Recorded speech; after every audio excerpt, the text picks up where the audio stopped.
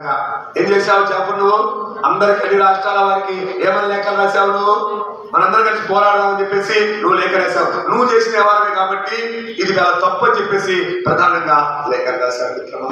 అందుకు అతన్ని రెండో బహదూర్ షా జాఫర్ని బేగం హజరత్ మహల్ని ఏ జైల్లో పెట్టారంటే గంగోర్ జైల్లో పెట్టారు. ఎప్పుడు జరిగిన సంఘటన?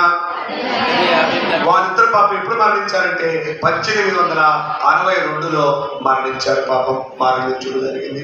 ఎంత ఘోరం మిత్రమా. 1860లో 11 చంపేశారు.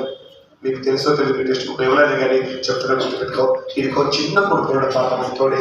వాడిని కూడా ఇంకా అందుకే మీకు చెప్పాను, మొన్నే చెప్పా, ఏం చెప్పాను ఇందాక చెప్పేటప్పుడే, ఇంకా చక్రవర్తి ఈడారా ఇంకొచ్చేవాళ్ళు ఎవరు వేరే బెదిరించినట్టుగానే వాడిని కూడా పాపం హర్సన్ అనే అధికారి కాల్చి చంపాడు.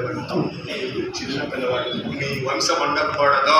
50 రూపాయల తిరుగుబాటులో రెండో బహదూర్ షా జాఫర్ కూడా హజరత్ మహల్ ని కూడా రంగూన్ అనే జైల్లో కట్టడం అనేది జరిగింది మిత్రమా.